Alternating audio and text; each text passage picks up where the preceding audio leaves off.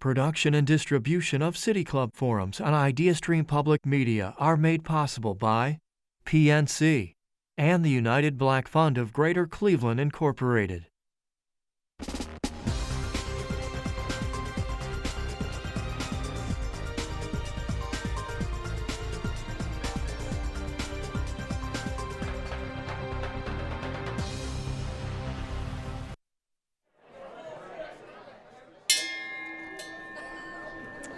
Yep,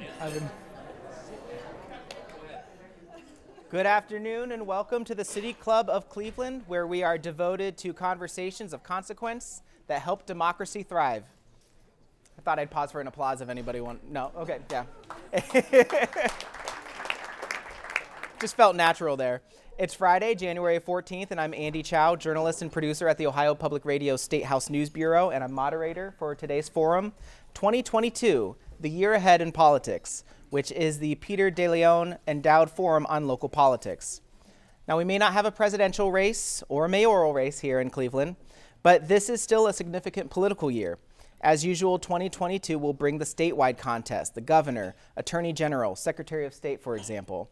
But also Ohio has an open seat, Bob, you know this, open seat with a formidable roster of primary contenders, including a political newcomers, celebrity author, and firebrand former state treasurer.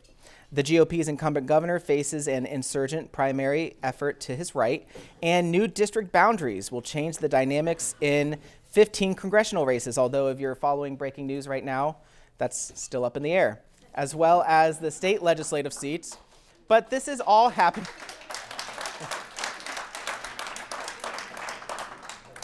But this is all happening with relatively new state leadership in both major political parties.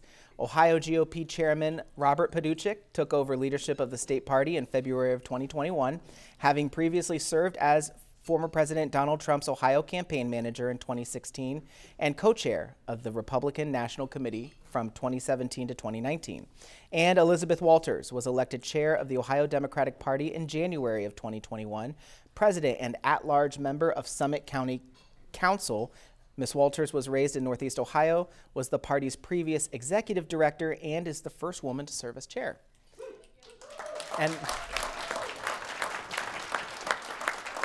And both are joining us here today. So members and friends of the City Club of Cleveland, please join me in welcoming Bob Paduchik and Liz Walters.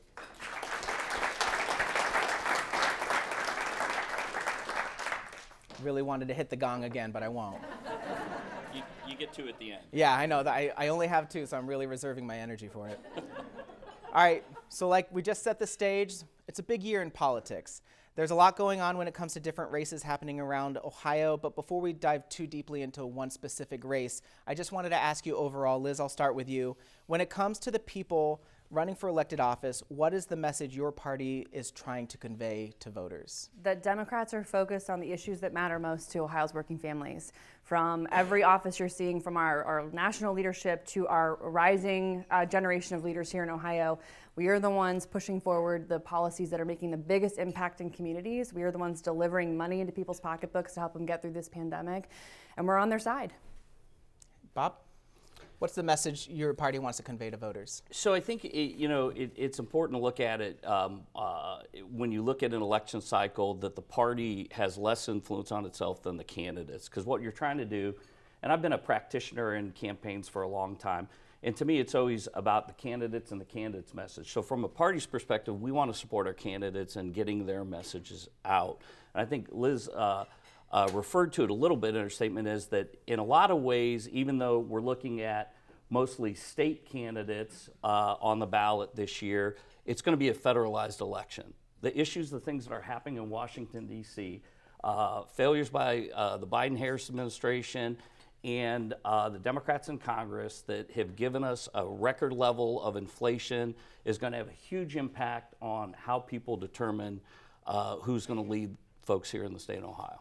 Liz, will federal issues play a big role in the Ohio statewide races? I think that we are seeing across the board that the nature of politics is changing, right? There's, to Bob's point, like the the rise of social media and the way people consume their information mean they take in lots of information.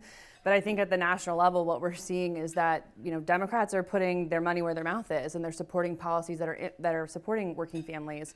But obstructionism from the other party is making that difficult. And so I think there's an important discussion to be had there, and that'll play into it on all levels of the electorate. Bob, you mentioned when it comes to creating a game plan, you kind of go with what the candidates want.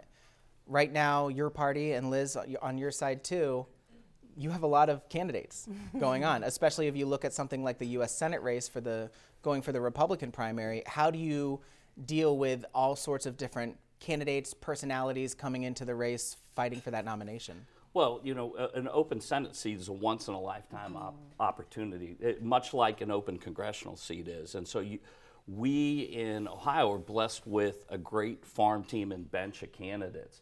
And because we have so many election victories across the state of Ohio, there's a lot of interest in taking the opportunity to become Ohio's next United States Senator.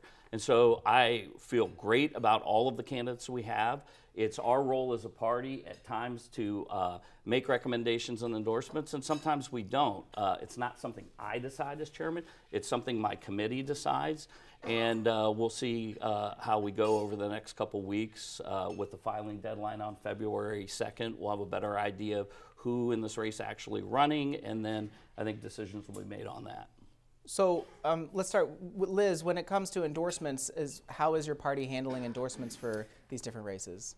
So just like Bob, we have a committee, and we have a process spelled out in our bylaws, and we're going to follow those bylaws. So the rules are spelled out and communicated to the committee, communicated to the candidates. Everyone is given the right to appear, and then we'll see how the vote goes. You have bylaws and committees and everything, but Bob, you have somebody like Governor Mike DeWine, a sitting incumbent governor.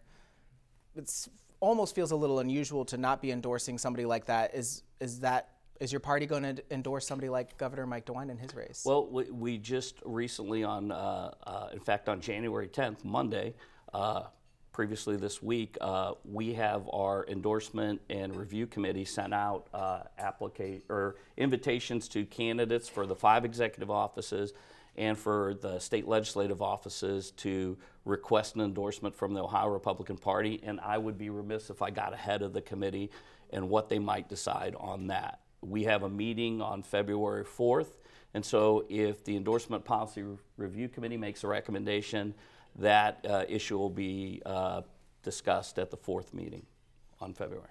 As party chair, do you see it as an opportunity? Do you see, well, if one candidate were endorsed over another candidate, maybe it sets you up better in the general election? Well, there's a couple things. Each of the 66 members of our committee are elected in even years. So they run in a Republican primary election. They're voted. They take office after that election, and then they elect a chairman. So they are elected representatives of the Republican Party at the state Senate level. One male and one female, each of Ohio's 33 Senate districts. And so so there's a grassroots aspect of their endorsement because they're accountable to voters, but there's also benefits for a candidate to get that endorsement. The mail-in indicia that allows you to do direct mail at a cheaper rate, and there are voters that care what the state central committee of either party has to say about the candidates, and they consider that, and sometimes it helps them make their decision. Liz, is there an urge sometimes to maybe want to jump in and not really put the fingers on the scale a little bit, but to maybe weigh in a little bit to see if your candidate who might have a better shot in the general election get the nomination? I think that particularly in the Democratic Party, right, with the process we've laid out, I have no doubt that the committee will make the right choice for the party. And that's really the role, I think, of where we come out of this. Our job as party chairs, or at least it's the tack we're taking, is my job is to build roads that candidates drive their cars on, whoever that candidate may be for whatever race it is, whether it is for a mayor's race or a presidential race. And so we're focusing on building the strongest, biggest, most effective state party apparatus that we can for whoever the nominee will be. You're both fairly new to this job, both took over in 2021. Liz, like you just said, you have sort of this roadmap, this game plan. How's it going so far? Well, today is my 1-year anniversary, so thank you, Andy, for having this lovely luncheon for me. Yeah. Hey Liz, it's the years, not the I mileage. know, it was Or it the mileage, dog I mean. years, light years? I don't know. But I think it is, I feel so energized by where Ohio Democrats are, whether it is the energy of our activists at the grassroots level. The party is in the strongest financial position we've been in decades. We're financially healthy, and we are building at a rate that I wasn't sure would be possible on my first day as chair in terms of growing our imprint on grassroots organizing and online mobilization that I'm so encouraged by. And I think we're seeing an early engagement of activists at rates we've never seen before. And so as this trend continues, I am so encouraged by both our ticket, right, that we have, even though there are some primaries playing out, it is young, it is dynamic, it is very talented, and it's going to just keep us moving forward in that direction.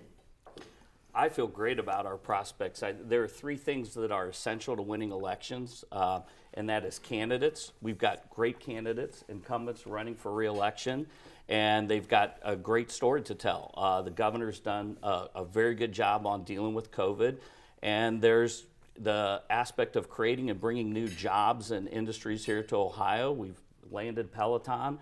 We're on the verge of landing Intel, probably the largest investment in the state of Ohio since Honda came here, and Jim Rhodes got that. So we feel great about the candidates, the issues. I think Washington, D.C. is doing us a huge favor. The top two issues on people's minds right now are inflation, which is 7%, haven't seen that since 1982, and response to the COVID crisis. When Joe Biden campaigned, he said he was going to come in, he was going to take down the virus, he was going to fix everything, and we're still having trouble getting tests.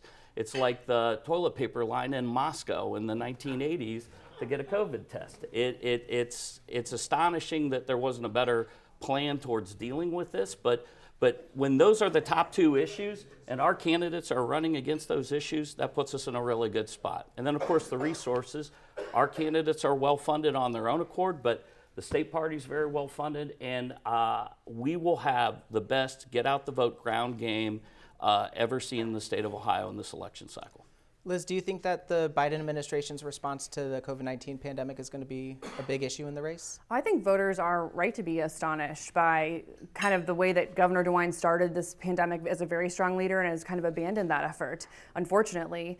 I think that there is a lot of stories to tell, including about a $60 million bribery scheme that we still don't have answers on involving our utility companies. So I think that, as the year plays out, we're going to have a lot of opportunities to discuss these big, important issues on voters' minds, which is first and foremost accountability for their leaders. Speaking of endorsements, we talked about how the party is handling different endorsements, but something that we're all kind of keeping an eye on, especially on the Republican side running for nomination, is if former President Donald Trump is going to weigh in, especially on the U.S. Senate race. Bob, as you run the Ohio Republican Party, what is it like to sort of plan out the future with that possible endorsement coming from former President Trump? Well, I don't know that it really has an impact on what the state party does. The president's endorsement is very strong for Republican candidates in a primary, and we've seen instances where it's swayed races. Mike Carey, open congressional seat in Ohio 15, received the president's endorsement, survived a very crowded primary field, and won the general special election. I talked to the president. I'm not going to share those conversations.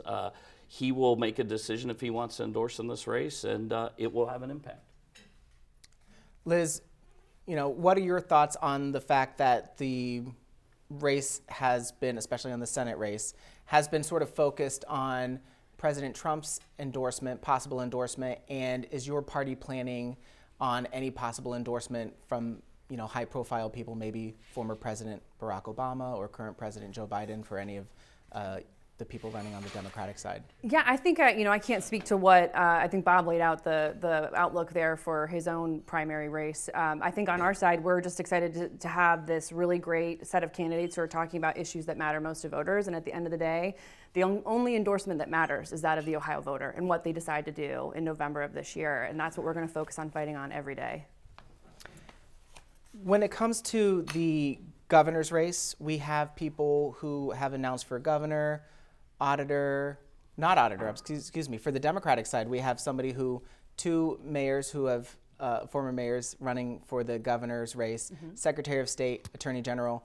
But there seems to be some empty slots missing on the ticket, maybe not. Where are the Democrats when it comes to fulfilling that slate? We have a full slate. We do have a full slate. We do, but announcements are special moments for candidates, right? They get to have that moment to get the press coverage, to raise some money, and we're not going to steal their thunder, but we have petitions circulating for all four down ballot offices. So we expect that within the next 2 and 3 weeks that you'll see those come out respectively.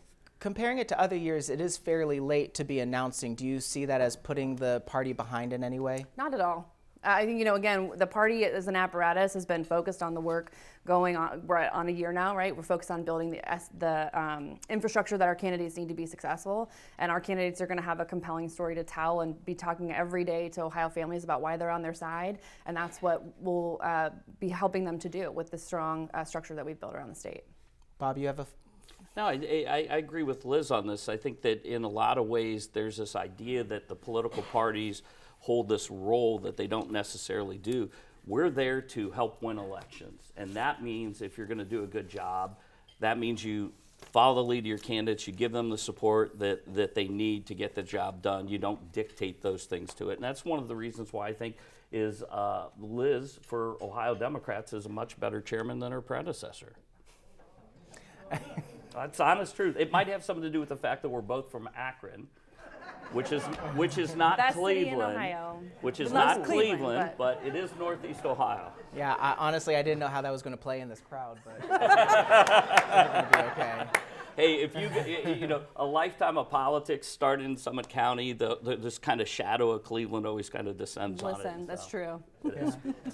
In the past couple of big statewide races, whether it was for the presidential race in 2016, the governor's race in 2018, again, the presidential race in 2020, polls always seem to be a big issue, and then polls are not a big issue. They seem to be a really good indicator of what's going to happen, and then we find out, no, they weren't. So going into this election in November, how are you looking at a poll? How are you approaching the idea of collecting poll and data? Who do you want to answer that? Liz, go ahead. Listen, we are going to use a bunch of different methods to learn about voters. There's no one thing that is going to actually give you the map, right? You can't just do one poll and say this is it and follow it like a printed out guide. We use polling, we use focus groups, and then the most important data we get is conversations with voters on the ground. That is really what tells us whether we're on the right path or not, and whether we're in the right neighborhoods with the right message or not. And so with a strong grassroots infrastructure, that's the exact kind of work you can do as a party, and that's what we'll be focused on building up. Bob? Yeah, I think that's right. I think looking at a poll is sort of a lazy way to do analysis. They're very limited. You have to understand what you can get out of them. They're very helpful sometimes to get an idea on what issues are important, what issues are driving an electorate. But I always liken polls, when I explain this to candidates, it's like being in the Rocket Loans field house here with a Bic lighter and all the lights are off. You're trying to get an idea of what the entire room looks like, and all you get is this little picture. And so it's easy to draw mistakes and conclusions, but you have to understand the limitations of any information you get. One of the things that we do in the Republican National Committee has done a great job of this starting in 2004, is we do a lot of micro-targeting and data analysis, and hundreds of millions of dollars have been invested in this. And it's one of the reasons why the RNC has remained so relevant over election cycles is that data is invaluable for us modeling the actual electorate. We look at what we expect the electorate to be, not based on one poll or a set of polls or anything like that. And it's really an advantageous tool for us here in the state of Ohio, and we use it a lot. Speaking of electorate, we're coming off of the 2020 election, going into the next statewide races here in November. Where are your voters? So Bob, Liz, when it comes to where are you targeting, Liz, I'll start with you. Sometimes when we think of the Democrats, we think of maybe targeting the urban areas more than maybe other parts of Ohio. Where are you looking for votes, and how are you getting out the vote statewide? This is a great question. And I have the risk of going, I think Bob and I share something in that we're a little bit of practitioner nerds and could go into the weeds and talk about this for hours. But I think that on the Democratic side, in the municipal elections of 2021, Ohio Democrats had the best election night in the country, right? Because we're starting to learn some very valuable lessons about data and where our opportunities for growth are. And we're seeing this rising generation of leaders who are really inspiring and connecting with their community, not the least of which is here with us today, Mayor. And so we're thrilled by that. And it's really kind of pointing us in a direction of kind of test and verify every time we go. And so whether that are the gains we made in places like Gahanna or Bay Village or Aurora, whether communities outside those urban cores, but then also really connecting with our base voters and making sure that we never take a vote for granted. There is no such thing as a given vote in this state. Ohio voters are smart, they're savvy, and they're busy and they're overwhelmed. And so you have got to do the work to connect with them and show them who's on their side in every election, in every race, in every community, and that's exactly what we're working to do. For us, there's been a shift in the electorate in Ohio. You really saw a stark contrast on it in the 2016 election. I think it was a confluence of two different things happening. One is the Democratic Party has abandoned working class voters in some ex-urban and rural counties in Ohio. It used to be, or the first presidential election I worked on, George W. Bush in 2000. Democrats would win Lucas County, all the counties across the great or Lake Erie, down the eastern border and down the Ohio River. This inverted C was sort of the Democratic playbook on winning presidential election in Ohio. And what has happened since that is, in 2016, Donald Trump took 80 of 88 counties, and in 2020 took 81 of 88 counties. And the reason for that is he had come and campaigned in Ohio on a conservative working class message, issues that weren't traditionally Republican when it comes to trade and dealing with China and their monetary policy and being aggressive. And getting rid of NAFTA, it's something Northeast Ohio politicians had talked about for decades and nobody ever really did anything about it. Well, he did something about it. And because of that, you have seen a shift in the coalition here in Ohio.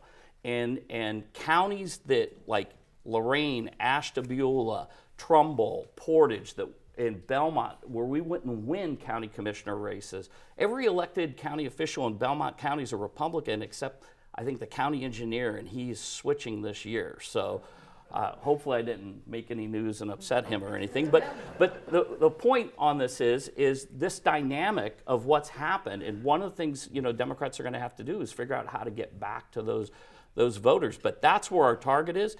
And we've seen that change. I mean, one of the largest contributors to the Republican Senate caucus is the building trades unions. Think about that for a minute. I don't know, what was it in 2014 where Senate Bill 5 was put into place? 2011. You look at it now and you see this working class conservative Republican Party, which for me was the Republican Party I always wanted. I grew up in Akron, Ohio. My dad worked for Cyberling Tire and Rubber. And there was always parts of the Republican Party that, just weren't felt that comfortable in. A lot of that's changed, and so our candidates are looking at that. Our candidates consider that, or our elected officials consider that as they govern, is that, hey, there is a labor constituency in the Republican Party, and we're very pleased with that. Liz, do you agree with that assessment? What's your? I'm guessing you have a counter argument to that. So. I'm as also someone who, my grandfather worked for Firestone Tire, right? The notion that the working class has left the Democratic Party is just false. And for us, that is a big net that we can reach across all sectors. Yes, there are still Democrats in the trades, and there are still Democrats in our public sector unions. At the end of the day, time after time, we have seen that when it really comes time to judge what party and what candidates are on the side of working people, the votes, the policies, all of the work that happens is getting done by the Democratic Party. And it is oftentimes being obstructed by the Republican Party. So how are you going? Elected officials, sorry. So how are you going to do that? With what Bob just laid out here and proven by the election in 2020, it seemed like those parts, that inverted C is really moving towards maybe more of a red state. So how do you get those voters back? Listen, what's funny is I see some of the folks at the table, some of my team over here on the table laughing because we talk about the inverted C a lot in our own building, right? That is true. When you look at that map and it used to be, you know, the top and down to the bottom, but then the last time you really saw that map was also the election cycle before we took Hamilton County, and then have now taken almost every county-wide elected seat in that region. So, you know, electorates are dynamic. You never get the same electorate 2 times, and there has been a continuous geographic and demographic realignment of the state over the last 20 years that, frankly, their parties grappled with better than mine, right? And so how we move forward is really being clear-eyed about where we go to fight for votes, but also the truth about Ohio is the answer to that question is both and. There is no such thing as not competing in all 88 counties and expecting to get a statewide win. It's about what does your win in that county look like? How many votes do you need in each place to really put together that full map? And so that's what, like, under the look ahead for us is what we're focused on. And I agree with Liz on that. You have to look at an 88 county strategy. And one of the challenges for us are the 7 counties that went for Joe Biden. And so when I became chairman, we launched an urban county initiative, and part of that is taking a fresh look at things and getting a new start. One of the most challenging counties we have is Cuyahoga, and Chairman Lisa Sticken is here with us today, and she's doing a fantastic job. But it's not something that's going to change overnight. And a lot of these dynamics, I mean, I talk about 2016 like it was yesterday. It was 6 years ago, okay? And so it is a lot to deal with, and I'm sure that Liz and her folks look at it the same way we do. It's all a matter of triage. What do you have time for? What do you have resources for? How can you put things in the right way? Because again, as practitioners, which we both are, it's about winning for our candidates. You don't see us on social media all the time promoting ourselves. Hey, this is what I had for breakfast today. Would not be very interesting. Funny. For me, I had a tweet this morning about what I had for breakfast, Bob. So oh, no. thanks for that. Wow, I just totally ruined the Republican relationship with the media. You know, so we've talked a lot, and for good reason, we've talked a lot about how federal issues are going to play a role in these elections, but these are going to be statewide offices, the governor, auditor, treasurer, secretary of state. And speaking from experience as a state house government reporter, there are a lot of people in Ohio who don't understand what's going on at the state house. How are you going to be connecting with voters help them understand why they should care about statewide issues? Liz, you mentioned things like the HB6 scandal that's happening right now. What is your message to voters when it specifically comes to statewide issues? Yeah, I mean, listen, it's a matter of dollars and cents. HB6 is still costing Ohio voters $232,000 a month, and it can be repealed. And we can have accountability for how that even came into being in the first place. And so we're going to be asking a lot of questions about what did happen, how do we find accountability and transparency in that, and where's the move to actually bring some justice back for Ohio voters on that issue. And I think as you look across the full state, we're really encouraged by the fact that the Ohio Supreme Court did their job, and we may actually have fair districts in this state for the first time in a long time. And that's a big part, I think, of the path forward for all our parties. It's not just about, you know, Democrat versus Republican here. The maps that we have that would actually be fair districts still have a Republican majority. And so I think that's an important part of the work ahead, is letting this process play out over the next, I think now 10 days and then 30 days to ensure that there's an honest debate with Ohio voters about the issues instead of just gerrymandering and business as usual. See, the interesting thing about redistricting is Democrats don't have a lines problem, they have a geography problem. Because Democrats are concentrated in urban counties. And you look at the counties that, I talked about Donald Trump. It wasn't just a Donald Trump phenomena. Those are counties that Mike DeWine won, okay? And when you look at that, you see that trend, and this isn't something that's just happening here. There's a book written by a journalist from Austin called The Big Sort. It was written in 2009 that talked how Republicans and Democrats are self-selecting geographically. And that has increased it by factors. And so when you look at this situation, we talk about fair district, and it reminds me of my 2 teenage daughters, because each of them with different curfews has a different idea of what's fair and what's not fair. And so when we sit here and we talk politically about what's fair, there's a big difference of opinion on it. And the fact of the matter is, if you're going to try to get to maps that the Democrats keep talking about, you're going to have the things like the mistake on the lake that's the only way it can happen. So if Ohio voters whose understanding of gerrymandering when they talked about this issue was you didn't want these crazy districts that were going all over the place, it's really hard for the Democrats to get to the numbers that they want or would live with that aren't like crazy geographical lines. And that's just a fact. But Bob, but with that, the Ohio Supreme Court on the state legislative maps did decide that the Ohio Redistricting Commission does need to go back. Does that change your game plan when it comes to these state house races? Well, here's the thing with this. It will be what it will be. I mean, I don't make the rules of how this is going. We didn't participate in the redistricting process. I think it is disappointing that the court took 90 days to make a decision. I mean, I know there are a lot of Democrats in the room that think it was very self-evident what the court decided. Well, if that was the case, they didn't need to run the clock down and take 90 days and leave the commission 10 days to solve the problem.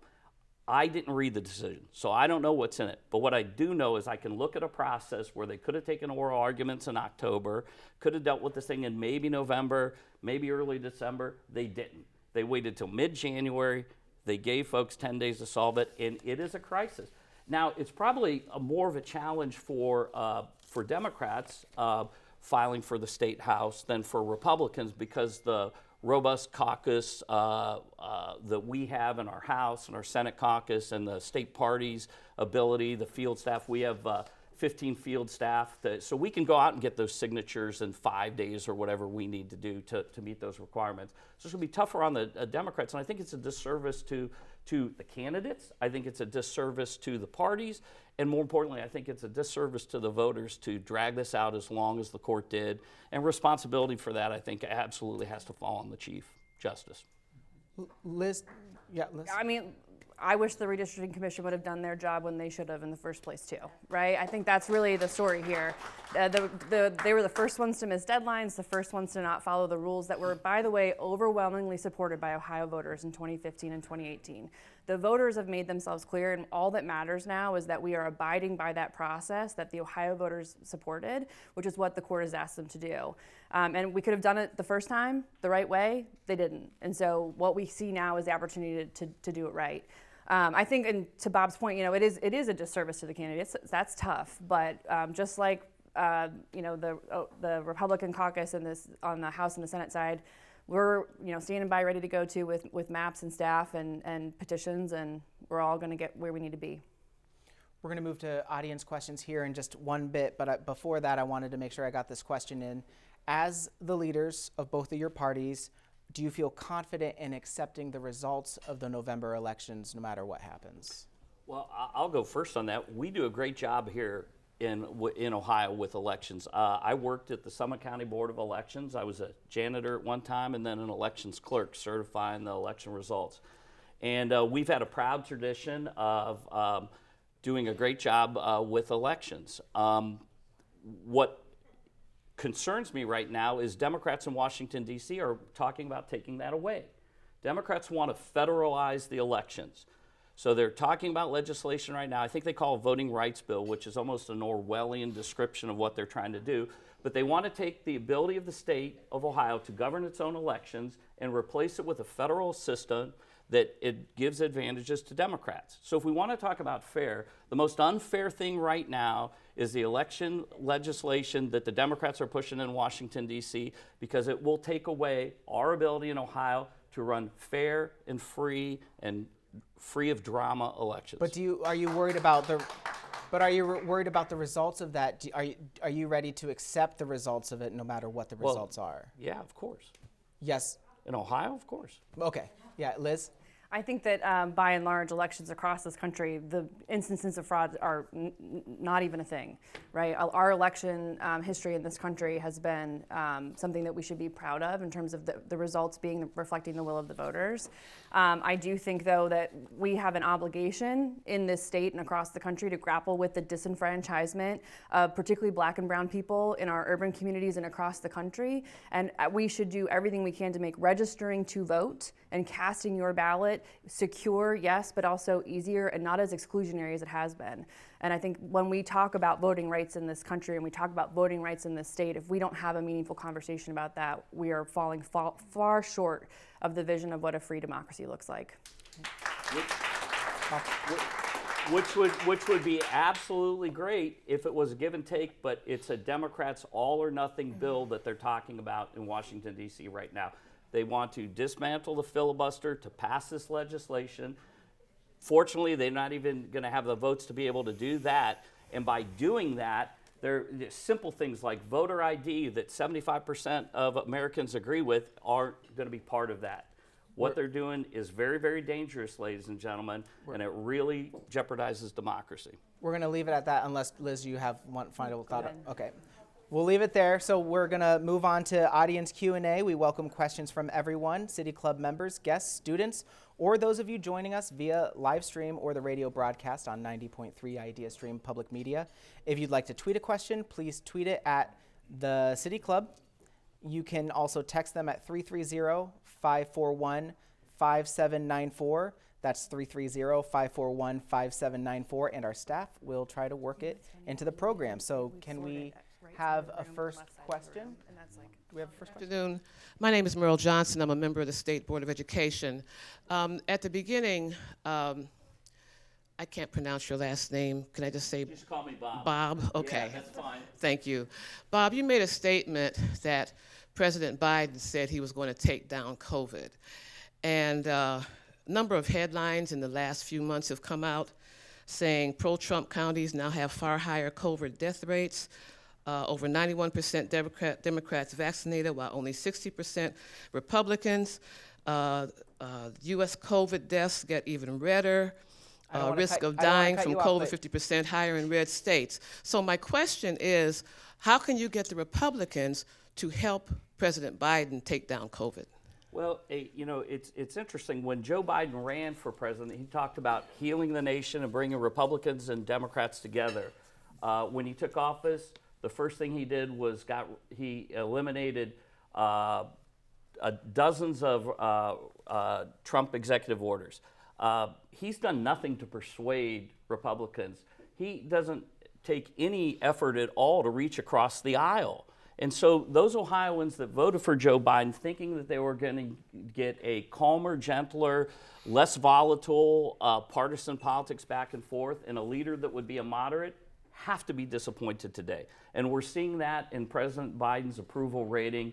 It hit a low of 33, the lowest it's ever been. And I can't remember anyone besides Jimmy Carter maybe that's hit it that low.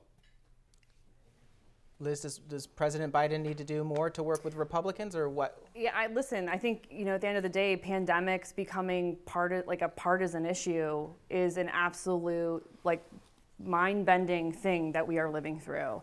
And the reality is that President Biden has followed the advice of scientists, of doctors, and are trying to lead the country forward to be healthy, safe, and more importantly, to protect our economy and to protect our kids.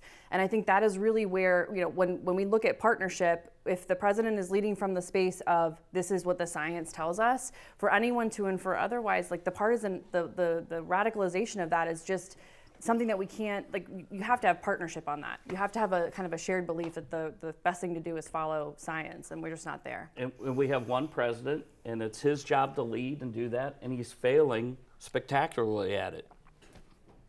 All right. How about a practical political question? Sure.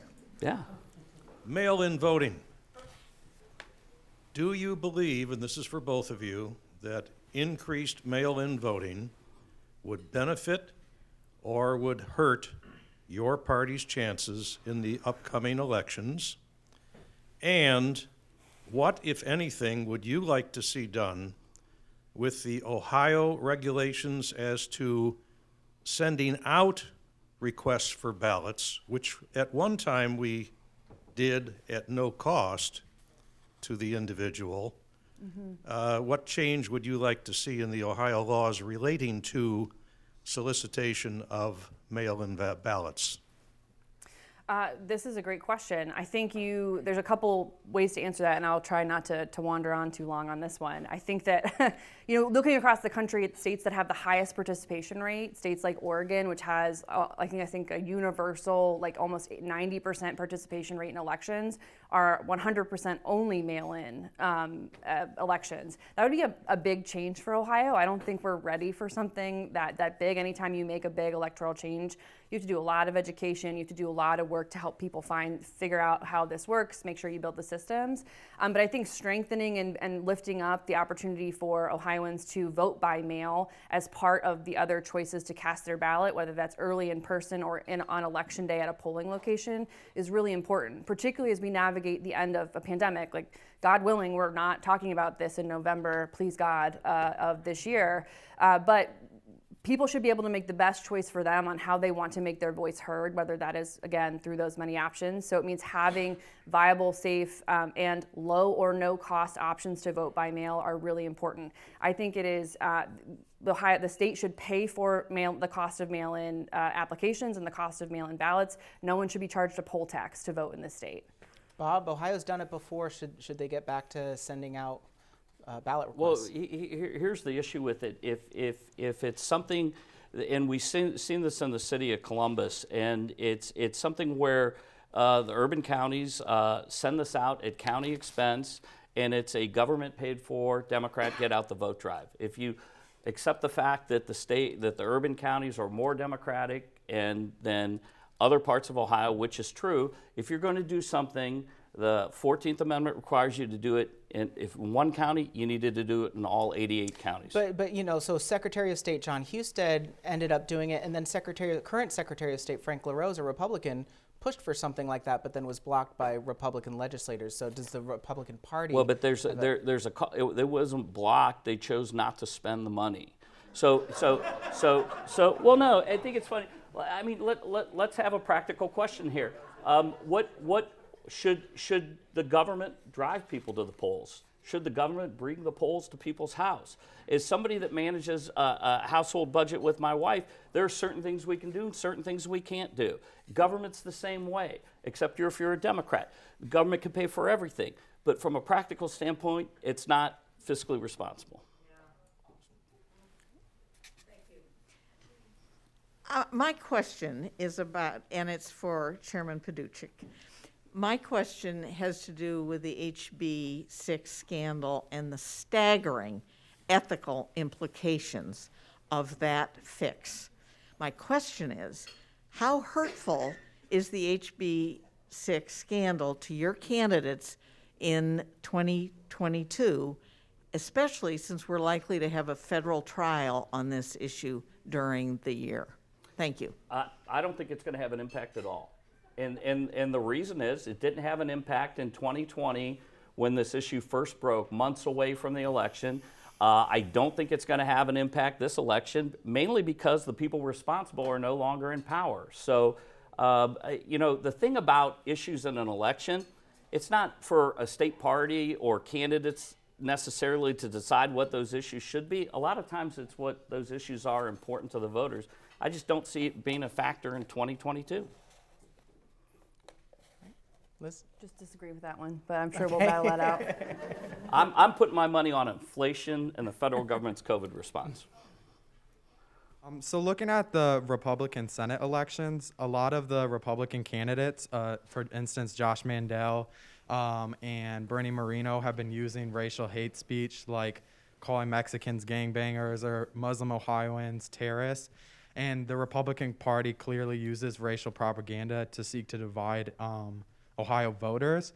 So my question is for both the chairs is, one, for the Democratic chair, how do you plan to fight hate speech? And for the Republican chair, do you disagree that the Republican Party uses it? And if we're being truthful, how do you seek to stop using hate speech in your party?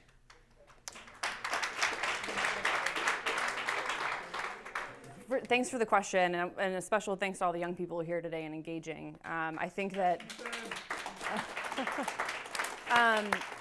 listen, I think the most important thing for us as a party is to support and put forward candidates who represent the best of our values, and that is what we are doing. And that's the most important thing we can do as a party to really push back against those ideas, to push back against that hateful rhetoric, is to make sure that our candidates, the people that we are running, the things that we stand for, don't align with that in any way. And so that's what we're going to be focused on. And obviously, when we see those moments, it's also incumbent upon us as a party to call it out and to encourage our candidates to be forceful advocates for bringing more people in, for being inclusive, for being a welcoming party. And that's what we, I think, have a proud track record of doing.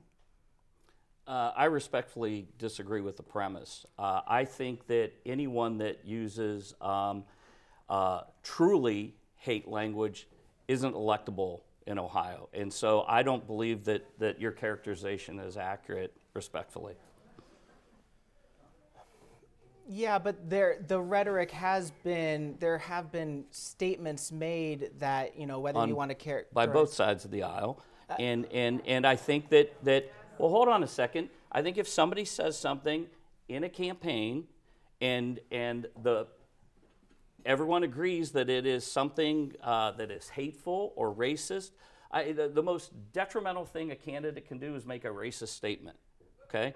And if that is made, then they pay for it at the polls. Is it, as leaders of the party, is it the party leader's job to step in when something does go too far? Well, I think in a lot of instances, the voters step in. Yeah. I mean, my job is to win elections. My job isn't to, I don't know, I guess I'm not, you know, from Silicon Valley, so I'm not Facebook or Twitter where we censor people and take people off platforms and things like that. That's my job. My job is to win elections. All right, we have a question here that was texted to us. Do either of you see a Republican or Democratic candidate for governor running an independent campaign if they don't get the nomination? Was that specifically for governor? It was in this question, yes, Okay. they asked. I don't believe that it's illegal. It's the sore loser law, isn't Yeah, it? there's a law that prohibits you from running twice for the same in the same year. You can't. I think you legally can't. It's not, yeah. If you run for the Democratic or Republican primary and then lose that nomination, you can't then jump in. You don't get another bite at the Yeah. So let's take that part away. Are you at all worried about somebody who's not currently running for the nomination to maybe enter as an independent candidate? Anybody on anybody's radar? I think in politics, right, you're always like shocked but not surprised when stuff like that happens, right? So I mean, it's politics. Anything's possible, and I think that independent candidates have never really had traction in the state, but who knows, you know? Yeah. Yeah. Bob, you've got so many people on the U.S. Senate track already entered the race. I can't imagine somebody who's hasn't jumped in, maybe running as an independent at this point. You know, I don't know. I hear it's a pretty good job, so Right, maybe, yeah. who can say? Yeah, one of the populations that's being devastated right now is the rural population of Ohio. There's a book called The Hospital about Bryan, Ohio, and Northwest Ohio that basically talks about rural folks not having affordable health care and meaningful jobs, and as a result, the communities that were once fairly affluent are being devastated and are dying, basically. And so, and I think there's a lot of anger among those folks that they're not being noticed by either party. And so I wanted to know what each party is thinking about in terms of our rural population here in Ohio and how to address those issues. Thanks for that question. I think that what you're highlighting is true across there's two different kind of rural topographies in Ohio. There's like the rural Northwest flatlands, and then there's rural Appalachia. And you're seeing that in both of those communities. It's also the places where we've seen the most jobs leave. It's also the places being hit hardest by the opiate epidemic per capita. And I think voters have a right to be angry, right? And all of those, like the departure of hospitals, the closing of schools, the consolidation of cities, has all happened under state Republican leadership. And they're going to call the question. But for us as a party, I think the most important thing we can do is show up. Right? You can't win a vote you don't ask for, and so we have to be present in those communities and organizing in rural spaces in ways that connect with the community, their identity, and what their values and their needs are. And so we're already out on the ground across rural Ohio trying to have those conversations and hear back from them about what those things on their mind are. And so whether it's fighting for access to broadband, cleaning up septic systems across Appalachia, like these are all critical bread and butter issues that the party and our candidates are focused on. And listen, from a Republican perspective on it, take one issue as broadband, for example. It's the General Assembly just passed a a bill to take broadband out to a lot of these communities. And listen, for Republicans, we don't really have a problem with the rural vote. I mean, you know, the issue for us is it going to be 75% turnout or 78% turnout? Some of those counties we had over 80% turnout. So I feel pretty comfortable from my standpoint. I mean, I'm not a policy person, so I don't write legislation or anything. Yes, I'd like to ask about redistricting.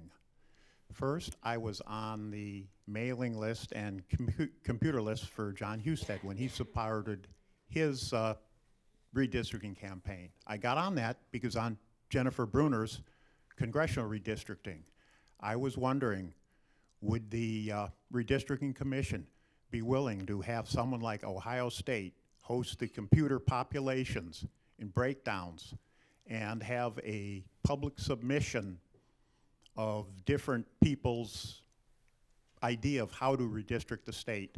And I would like both parties to speak why they support it or don't support it. Thank you. I think the commission, well, first of all, it's really important that we clarify that neither Bob or I have any influence or control over the commission, and intentionally staying very far. Thank God. I know. I think, but you know, the commission, there was a public submission process, and there were very viable data-driven maps submitted to the commission. Why they did not adopt those, I can't speak to.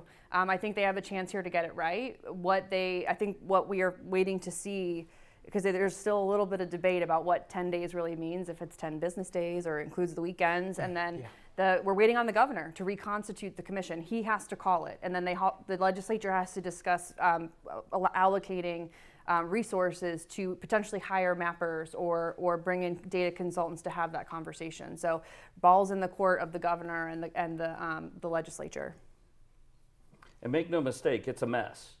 The decision on the state legislative districts was dropped 2 days ago. And then apparently as we're sitting here, I don't have my phone with me. Staff takes it away from me sometimes for good reason. Apparently the decision's been made on the congressional district. So that's a lot to dump on a commission with a very short period of time. A commission that has to reconstitute itself with different leadership. You may have different membership on the committee, so it's on the commission, not the committee.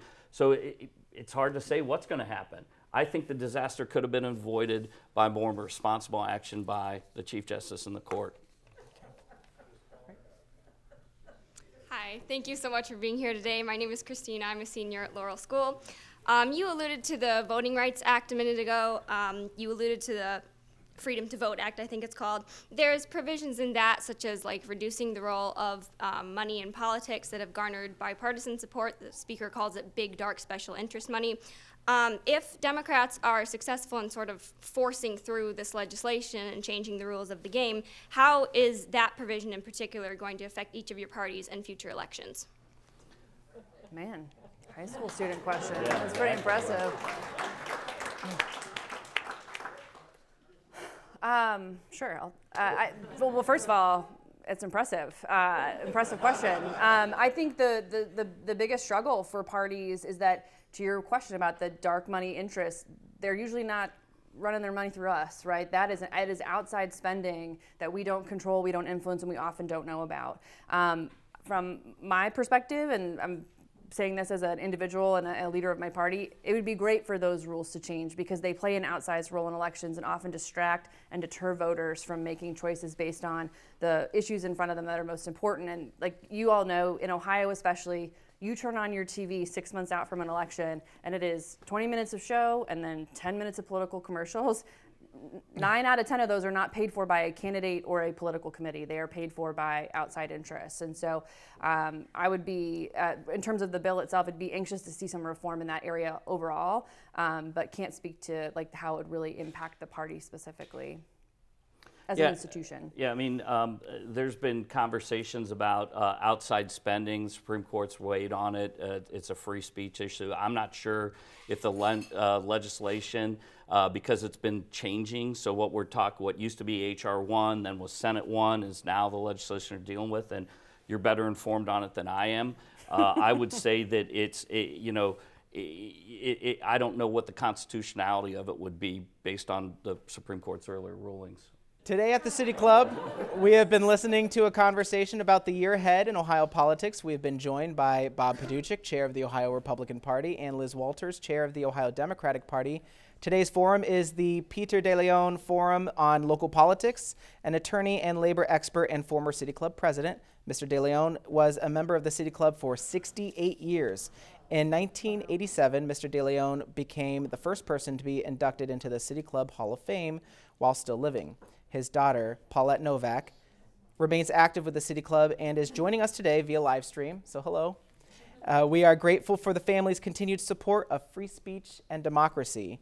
We also would like to welcome guests at tables hosted by Cuyahoga County Community College, Hawkins School, Laurel School, the Ohio Democratic Party, Ohio Guidestone, Oswald Companies, and the Republican Party of Cuyahoga County. Thank you all for being here today. And on Friday, January 21st, we will be welcoming back Dr. Karen Mapp, Senior Lecturer on Education at the Harvard Graduate School of Education. She will be talking about the powerful impact on effective family-school partnerships on students, parents, and teachers. This forum is sold out. So you can still join the live stream at cityclub.org or tune in at 90.3 IdeaStream Public Media. And that brings us to the end of today's forum. Thank you so much, Bob and Liz. Thank you to the members, friends of the City Club. I'm Andy Chow, and this forum is now adjourned. Put your gong in.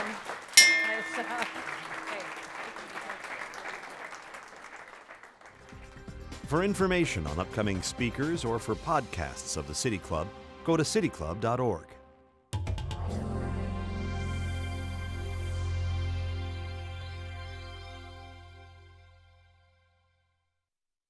Production and distribution of City Club forums on IdeaStream Public Media are made possible by PNC and the United Black Fund of Greater Cleveland, Incorporated.